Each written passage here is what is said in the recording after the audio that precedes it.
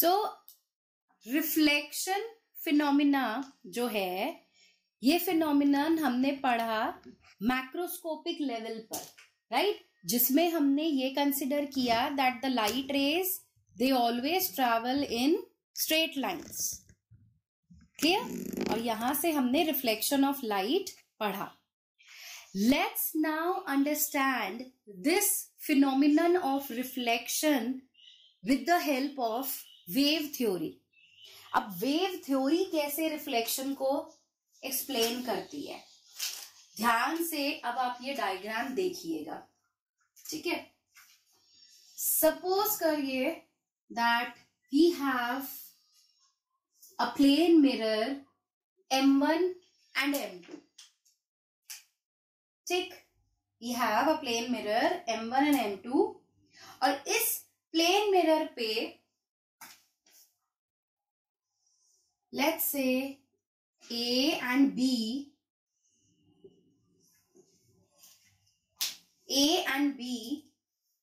एक plane wave front है, ठीक है, which is incident on this plane mirror at an angle of let's say I, angle of incidence I, ठीक। अब इस वेव फ्रंट पे we can draw light rays, और वो लाइट रेज जो है वो परपेंडिकुलर होनी चाहिए AB पर, ठीक है। AB जो प्राइमरी वेव फ्रंट है, अब इस पर I will be drawing 3 light rays, let's say like this, they are incident on this primary wave front AB, ठीक है। लेट्स से रे नंबर 1, 2 and 3, क्लियर, ध्यान से देखना। एंड ऑफ कोर्स ये लाइट रेज भी एंगल ऑफ इंसिडेंस से ही आएंगी, so this angle is also I, ठीक है बेटा, ये नॉर्मल बनाया, this is angle of incidence. अब ध्यान से सुनना, according to Huygens principle, every point which is lying on this primary wavefront AB, that every point will act as a source of secondary wavelets. Huygens principle यही कहता है कि primary wavefront पर जितने भी पॉइंट्स होंगे, all these points will serve as a source of secondary wavelets, ठीक है। So let's say B point जो है ये वाला, let's say B पॉइंट से इस एक पॉइंट से B पॉइंट से जो सेकेंडरी वेवलेट्स हैं वो आकर यहां से ये सीधा आएंगे बिल्कुल, एंड लेट्स से ये इस मिरर M' को A' पॉइंट पर स्ट्राइक करते हैं इन सम टाइम T, ले लो T सेकेंड्स, ठीक है, समझ आया। AB प्राइमरी वेव फ्रंट है, 1, 2, 3 हमने इंसिडेंट लाइट रेज बनाई, इस AB वेव फ्रंट पर जितने भी पॉइंट्स होंगे वो सोर्स का काम करेंगे सेकेंडरी वेवलेट्स जनरेट करने के लिए। सो हमने यहां से स्टार्टिंग की कि लेट्स से ये जो B पॉइंट है, B पॉइंट से जो सेकेंडरी वेवलेट्स हैं वो जाएंगे और इस M1 M2 मिरर को A' पॉइंट पर स्ट्राइक करेंगे इन सम टाइम T सेकेंड्स, ठीक है। सो हम यहां पर टाइम ले रहे हैं T सेकेंड्स, ठीक।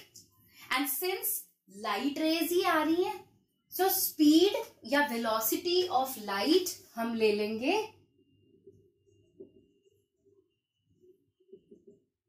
C मीटर पर सेकेंड, C से इंडिकेट कर रहे हैं, ठीक है।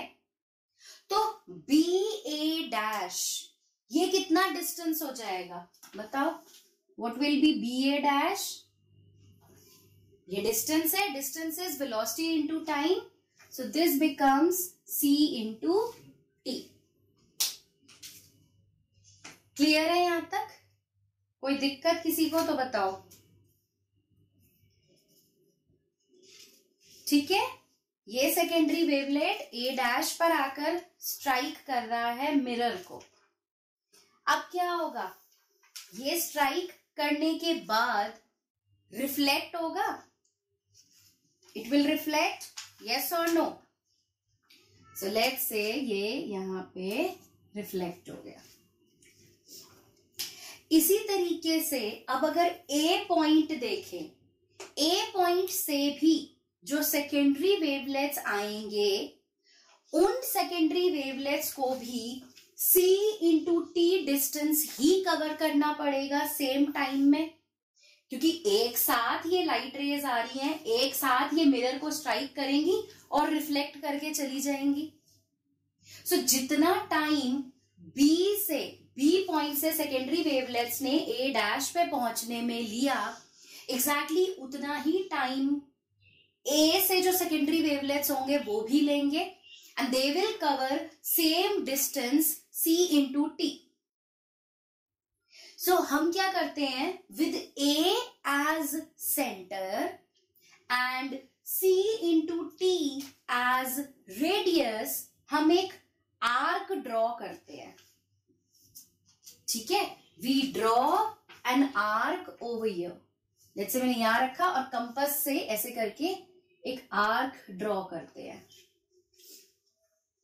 ठीक है, सच दैट जो ये वाली लाइट रे अब मैं यहां से बना रही हूं, लेट्स से ये पॉइंट हो गया बी डैश,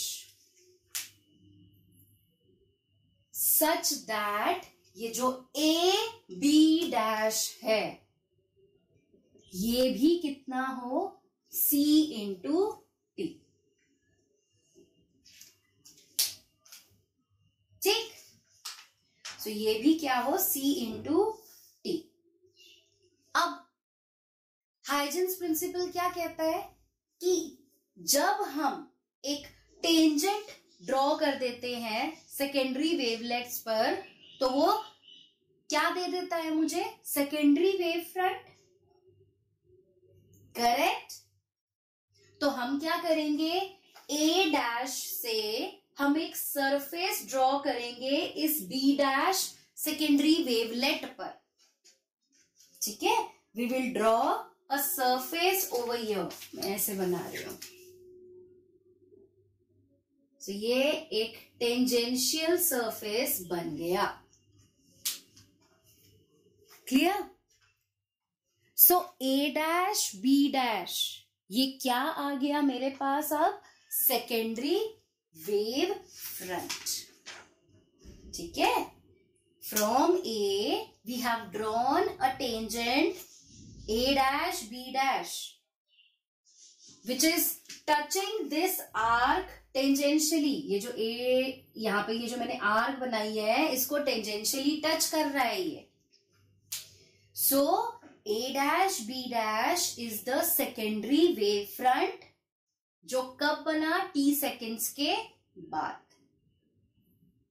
और जिस तरह से ये 1 2 3 रेज इंसिडेंट हो रही हैं इस primary wave front A B पर, उसी तरीके से ए डैश बी डैश जो सेकेंडरी वेव फ्रंट है ये भी 1 डैश 2 डैश 3 डैश जो रिफ्लेक्टेड रेज हैं इन्हीं की डायरेक्शन में एडवांस होगा। सो ये भी ऐसे ऊपर एंड इधर से भी। सो ये 3 है, सो ये 3 dash 2 dash and 1 dash reflected raise आपकी बन जाएगी। समझ आया? इसी तरीके से ये वाला जो सेकंड नंबर वाली रे है ये भी हम शो कर सकते हैं सेम प्रोसेस लेकर कि मान लो this point let's say is D. अब डी पॉइंट से जो सेकेंडरी वेवलेट्स जाने चाहिए, the secondary wavelets which are starting from this point D, they also should reach a point let's say D dash, यहां से मैं इसको अलग कलर से बना रही हूं, ध्यान से देखो, ये भी यहां से इधर आएंगे और इस मिरर को हिट करके they will go back, reflect हो जाएंगे ये भी इधर। And let's say this point is D dash. तो क्या होगा, जो सेकेंडरी वेवलेट्स डी पॉइंट से आ रहे हैं वो वेवलेट्स भी डी डैश पॉइंट पर पहुंचने चाहिए। कब? सेम टाइम में, सेम डिस्टेंस कवर करके। ठीक है बेटा, एक ही वेव फ्रंट है प्राइमरी, एक ही वेव फ्रंट है सेकेंडरी। जितनी लाइट रेज यहां से आ रही हैं सारी की सारी एक साथ स्ट्राइक करके रिफ्लेक्ट होके चली जाएंगी। सो लेट्स से if this point is P, तो ये जो डिस्टेंस है ना DP प्लस PD डैश, ये भी कितना होना चाहिए? C into T। ये सब के सब सेम डिस्टेंस के होने चाहिए। So this is reflection on the basis of wave theory. अब रिफ्लेक्शन के तो लॉज होते हैं, angle I is equal to angle R, first law, और सेकेंड लॉ क्या है? Incident ray, reflected ray and the normal, they all lie in same plane. तो इनको प्रूव करते हैं जरा। ठीक है, यहां पर A डैश B डैश आपका ट्रू रिफ्लेक्टेड वेव फ्रंट बन गया। A dash B dash is the true reflected wave front, जो आपका सेकेंडरी वेव फ्रंट है। ठीक, अब देखो, ये एंगल ऑफ इंसिडेंस हो गया, एंगल I, दिस वन। अब A डैश B डैश आपका रिफ्लेक्टेड वेव फ्रंट है, so this will B angle R, angle of reflection. अब ये एंगल I और एंगल R अगर इक्वल प्रूव हो जाए तो हमारा लॉ ऑफ रिफ्लेक्शन सैटिस्फाई हो जाएगा। So let's take triangle A dash B। कहां है triangle A dash B? A dash B, ये वाला बड़ा ट्रायंगल ले लो।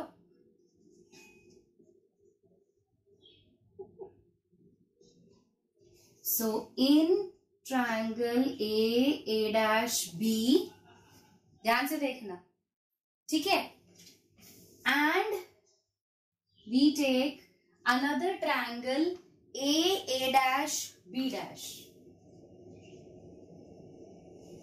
ये वाला ट्रायंगल ले लो और ये वाला ट्रायंगल ले लो, triangle A dash B and A dash B dash। क्या ये दोनों ट्रायंगल्स सिमिलर प्रूव हो सकते हैं? हो सकते हैं। कैसे? A डैश कॉमन हो गया, A dash is common, correct. Then ये वाले जो एंगल्स हैं, एंगल B और एंगल B डैश, ये दोनों 90 डिग्री है। So angle B is equal to angle B dash 90 degree. और थर्ड क्या है सिचुएशन? BA डैश और AB डैश, BA डैश और AB डैश ये दोनों इक्वल हैं। क्यों? सेम ही तो है, C इंटू T, ये लिखा। BA डैश और AB dash they are same, C into T, same distance है। हेंस ये दोनों ट्रायंगल्स कॉन्ग्रुएंट प्रूव हो गए।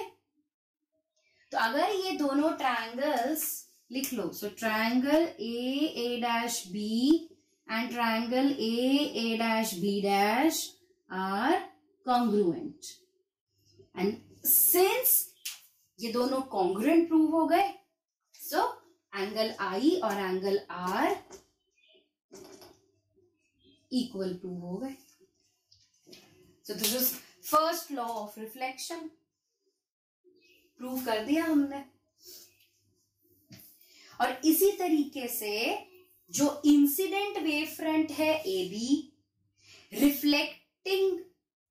रिफ्लेक्टेड वेव फ्रंट है ए डैश बी डैश, और रिफ्लेक्टिंग सरफेस जो मिरर है M1 M2, all these three are perpendicular to the plane of the paper. Therefore, we can say that they all lie in the plane of the paper. Second law यहां से prove हो गया। Second law के लिए सिर्फ simple statement लिख देना आप। Now refraction on the basis of wave theory. अब इसको समझने के लिए क्या लेना पड़ेगा? We have to take two different media separated by an interface. Okay, so let's say X Y हमने एक इंटरफेस ले लिया and there is a rarer medium and a denser medium. Let's say denser medium का refractive index है mu, ठीक है। And suppose rarer medium में, अब देखो दो अलग अलग मीडिया हैं, तो स्पीड ऑफ लाइट या वेलोसिटी ऑफ लाइट डिफरेंट होगी दोनों मीडिया में। So let's say rarer medium में वेलोसिटी ऑफ लाइट है c1, डेंसर मीडियम में वेलोसिटी ऑफ लाइट है c2, ठीक है। देन हमें पता है definition, mu is equal to क्या होना चाहिए? Mu is equal to C1 by C2 या C2 by C1? Rare to denser जा रही है लाइट रे।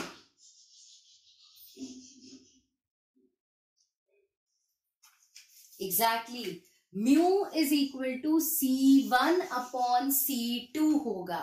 क्यों? रिफ्रैक्टिव इंडेक्स के साथ इनवर्स रिलेशन होता है। So mu which is μ2 by μ1, μ2 and μ1, that is C1 by C2। उल्टा रिलेशन है वेलोसिटी के साथ, क्लियर? अब सेम चीज यहां करते हैं। Let's take A and B as the primary wavefront, ठीक है। एक प्लेन वेव फ्रंट है, प्राइमरी वेव फ्रंट है, जो इंसिडेंट किया हमने XY इंटरफेस पे, and let's say it is incident at an angle of incidence I, ठीक। फिर से let's take 3 incident rays। so एक रे इधर से आ रही है, ठीक है। so let's say one ray is here, let's say 1, 2 and 3। so these are the 3 light rays which are perpendicular to the wavefront AB, clear?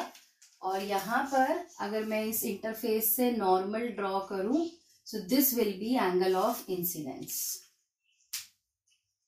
Clear है? अब फिर से वही चीज करेंगे। अकॉर्डिंग टू हाइजेंस प्रिंसिपल, जितने भी पॉइंट्स इस प्राइमरी वेव फ्रंट AB पर हैं, every point will act as a source of secondary wavelets, ठीक है।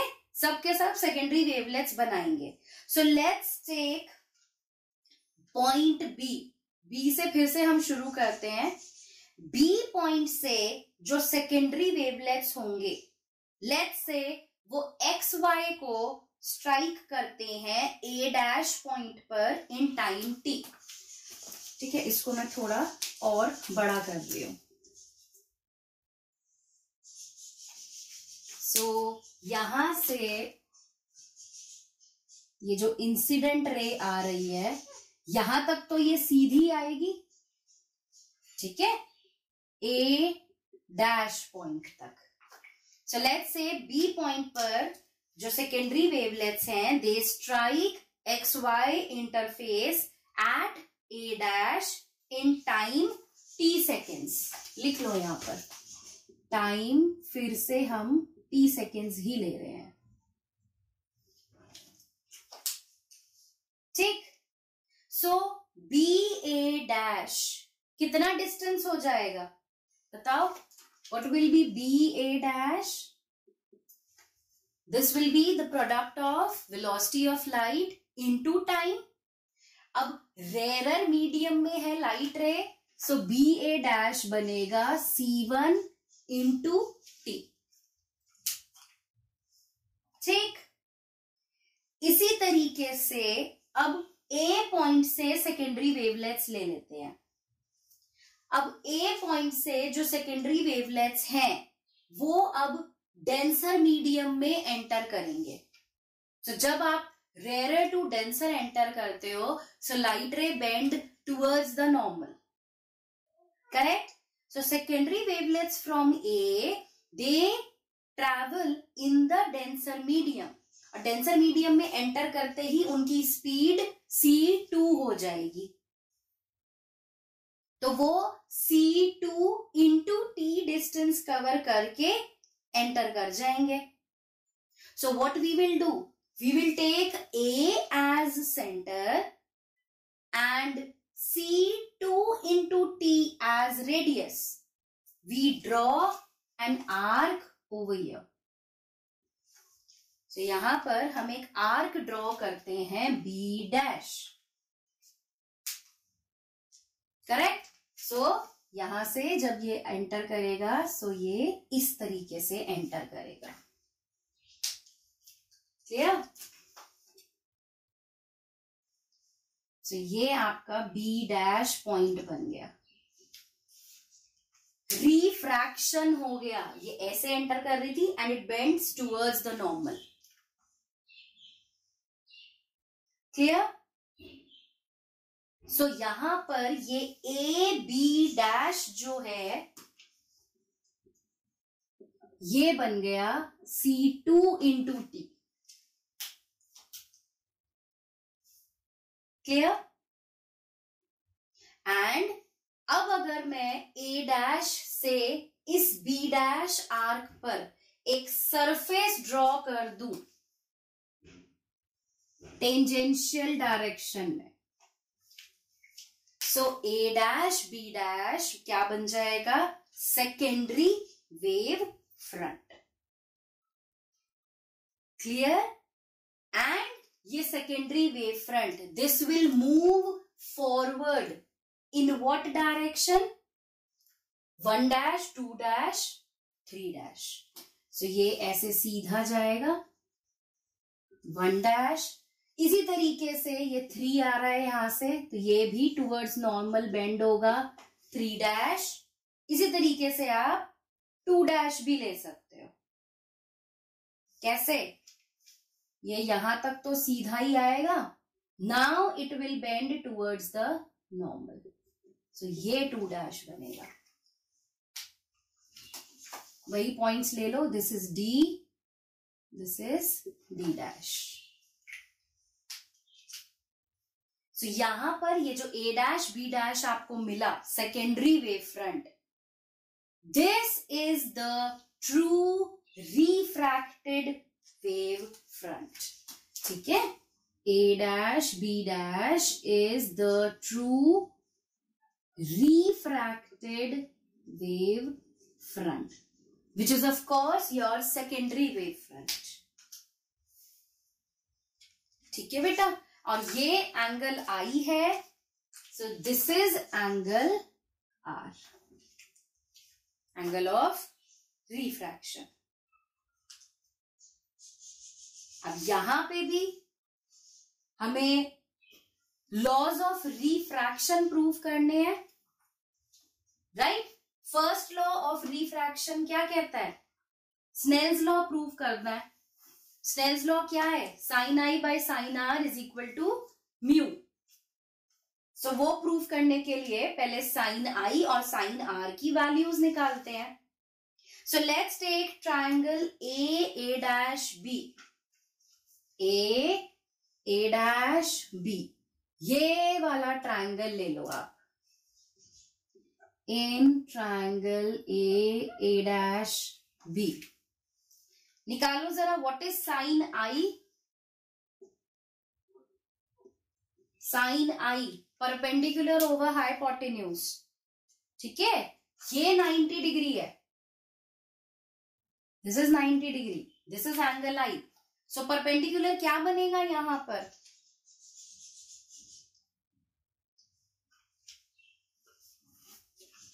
हाँ जी. So sine I is perpendicular over hypotenuse. तो परपेंडिकुलर बन गया ये BA dash,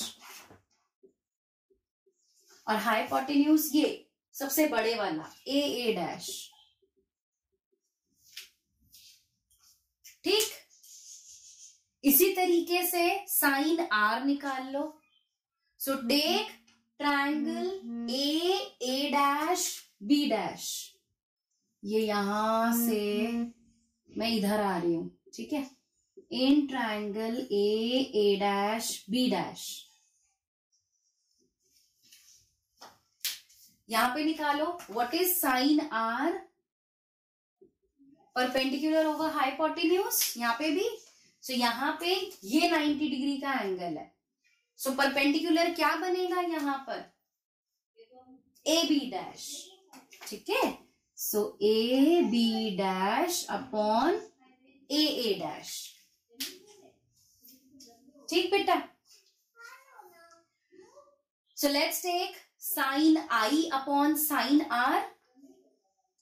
so sine I by sine R निकालो जरा, क्या आ जाएगा यहां से?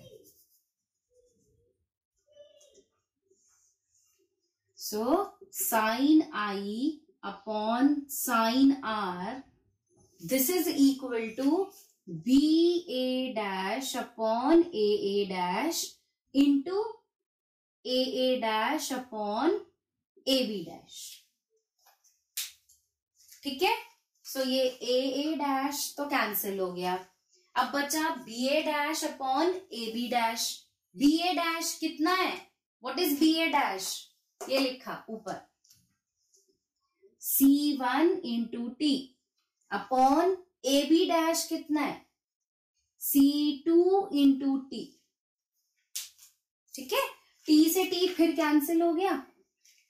सो ये कितना आ गया मेरे पास?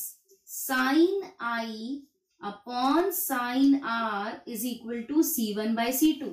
क्या निकाला था C1 बाय C2 हमने? म्यू. ये रहा सबसे ऊपर.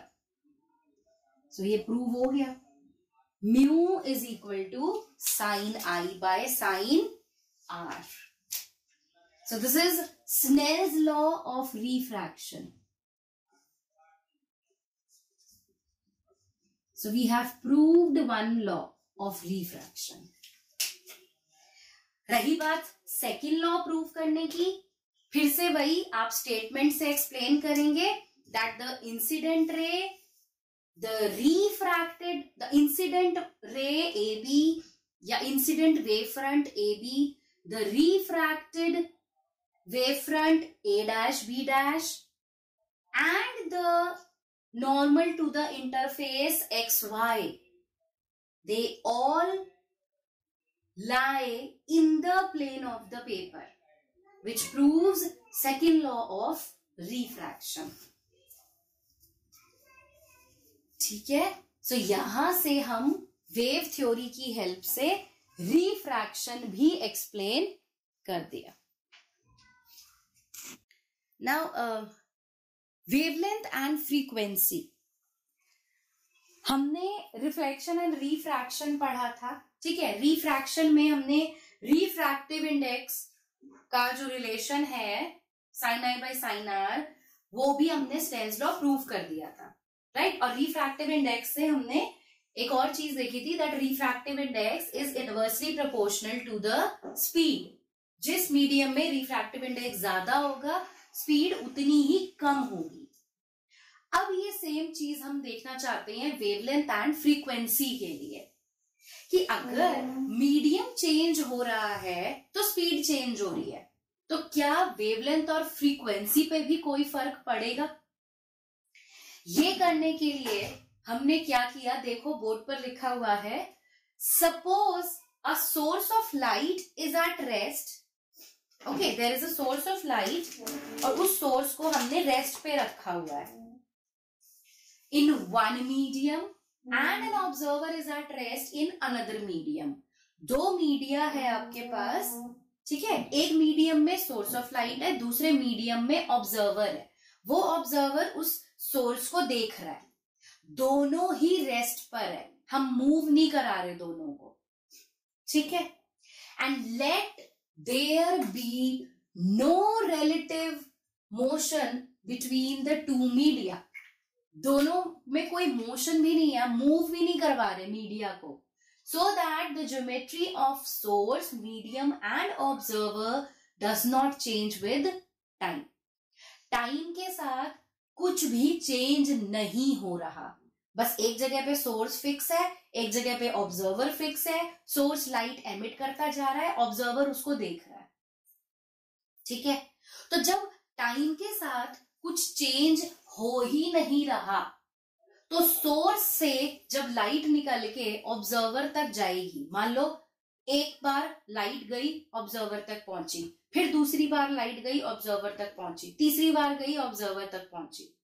हर बार जो लाइट ऑब्जर्वर तक पहुंचेगी, जब कुछ भी चेंज नहीं हो रहा, तो वो लाइट हमेशा सेम टाइम लेगी ऑब्जर्वर तक पहुंचने में, right. So the time taken by light to travel between source and observer, this will be fixed. ये फिक्स रहेगा, ठीक है. अभी हम मूवमेंट वाली बात नहीं कर रहे. मूवमेंट का भी मैं बताती हूँ कि अगर मूव करने लगे तो क्या होता है, ठीक है. तो we are taking everything fixed. अब सपोज करो there are two wave fronts which are separated by a time interval capital T, ठीक है. प्राइमरी वेव फ्रंट है, प्राइमरी वेव फ्रंट से सेकेंडरी वेव फ्रंट है, एंड सो ऑन. एंड हम imagine कर रहे हैं कि भाई हमारे पास दो वेव फ्रंट्स हैं, दोनों के बीच में एक टाइम पीरियड है T. अब since all the geometry is fixed, तो ये दोनों वेव फ्रंट्स अगर ऑब्जर्वर तक पहुंच रहे हैं, तो इन दोनों के बीच में ये टाइम इंटरवल T भी सेम ही रहेगा हर बार. सो अगर टाइम सेम है, if time is keeping as same, तो फ्रीक्वेंसी जो होता है रेसिप्रोकल ऑफ टाइम. अगर टाइम सेम है तो फ्रीक्वेंसी भी सेम रहेगी. जब क्या हो रहा है, सोर्स से लाइट निकल के ऑब्जर्वर तक पहुंच रही है. सो आप ये बात ध्यान रखिएगा कि जब लाइट रे सोर्स से निकल के ऑब्जर्वर तक पहुंचती है एक मीडियम से दूसरे मीडियम में, जब रिफ्रैक्टिव इंडेक्स चेंज हो रहा है, तो स्पीड ऑफ लाइट चेंज होती है, पर फ्रीक्वेंसी सेम रहेगी. मतलब मीडियम 1 और मीडियम 2 दोनों में ये फ्रीक्वेंसी सेम ही रहेगी, फ्रीक्वेंसी चेंज नहीं होती, ठीक है. अब रिलेशन 9th क्लास में हमने पढ़ा था, V is equal to lambda nu. Frequency same है एक मीडियम से दूसरे मीडियम में एंटर करने पर, लेकिन वेलोसिटी या स्पीड ऑफ लाइट चेंज हो रही है, हेंस वेवलेंथ क्या होगी, चेंज होगी ही होगी, ठीक है. सो लैम्डा 1 लैम्डा 2 डिफरेंट रहेंगे. अब मेरे पास रिलेशन है म्यू, रिफ्रैक्टिव इंडेक्स का. Mu is let's say μ2 by μ1, और स्पीड के साथ इसका क्या रिलेशन है, उल्टा हो जाता है ना, रेसिप्रोकल, v1 बाय v2 हो जाएगा. सो यहां से v को मैं लिख सकती हूं lambda nu. So lambda 1 μ1 upon lambda 2 μ2, ठीक. न्यू सेम है, हम कह रहे हैं फ्रीक्वेंसी तो चेंज ही नहीं हो रही, क्योंकि फिक्स है सारी चीजें, तो टाइम भी चेंज नहीं हो रहा।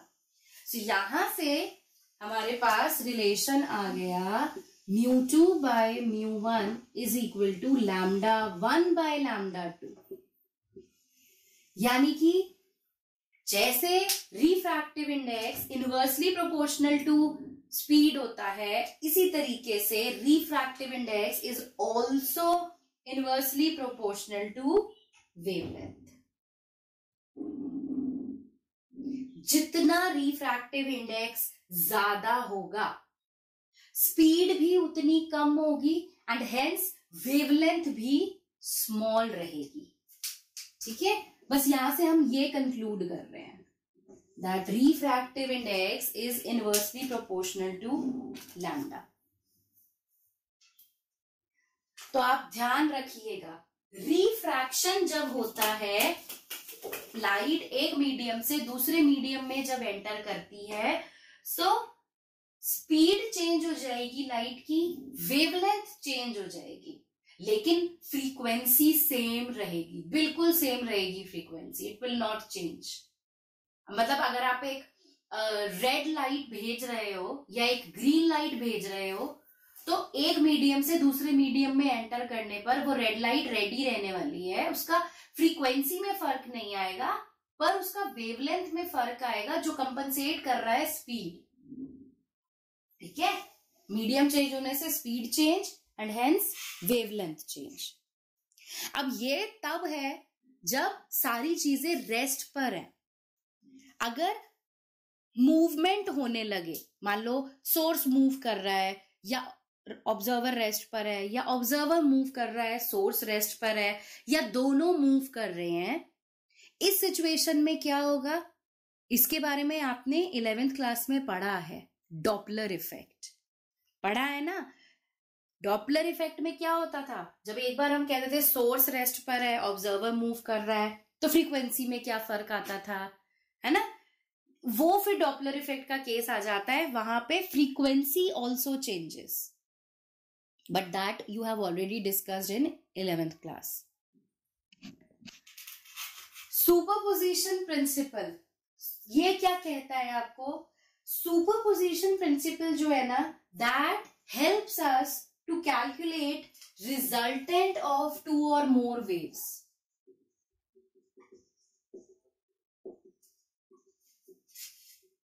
ठीक है, अगर मेरे पास 2 या उससे ज्यादा वेव्स हैं, तो जब वो आपस में मिलेंगी तो उसका रिजल्टेंट क्या होगा, ये पता करने में सुपरपोजिशन प्रिंसिपल हेल्प करता है। ठीक, कैसे हेल्प कर रहा है, देखो, मान लीजिए this you have already studied, मैं बस एक ब्रीफ आपको समझा देती हूं। सपोज करो ये एक वेव है हमारे पास जिसका डिस्प्लेसमेंट है y1, let's say.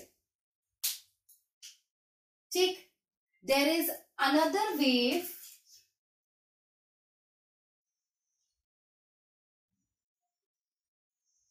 Like this, y2 displacement है इसका। ठीक, दोनों वेव्स इस तरीके से मूव कर रही हैं कि फर्स्ट वेव का क्रेस्ट दूसरे वेव के क्रेस्ट पे और फर्स्ट वेव का ट्रफ दूसरे वेव के ट्रफ पर ही फॉल करे।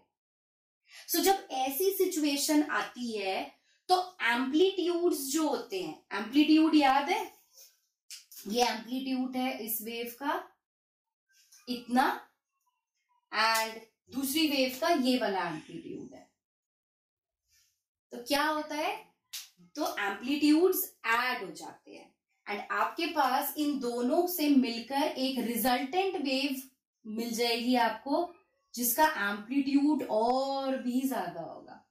सो ये जो वेव मिलेगी, this will B y1 plus y2। ठीक है, लेकिन अगर उल्टा हो कि अब अगर उल्टा हो जाए कि मान लीजिए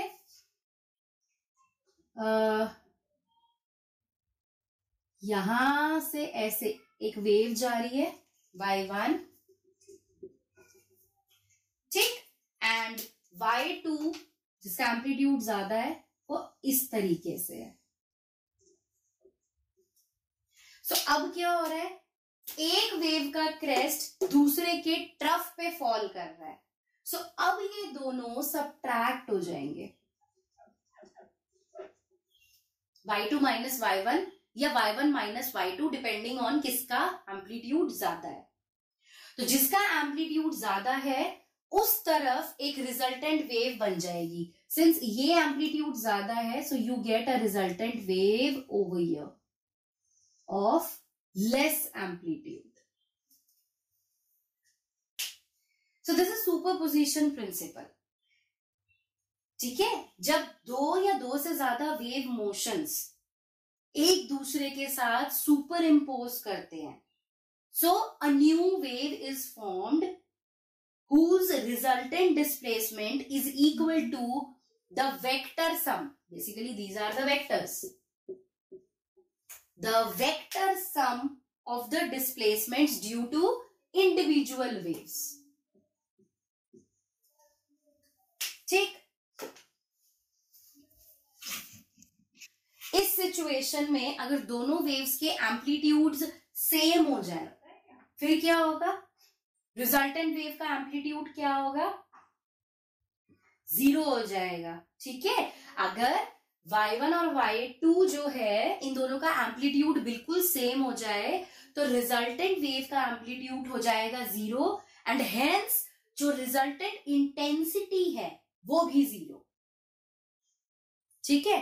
इंटेंसिटी और एम्पलीट्यूड का रिलेशन होता है, क्या रिलेशन होता है, इंटेंसिटी इज डायरेक्टली प्रोपोर्शनल, हाँ ठीक है, intensity is directly proportional to amplitude square. तो अगर एम्पलीट्यूड 0 इंटेंसिटी भी 0।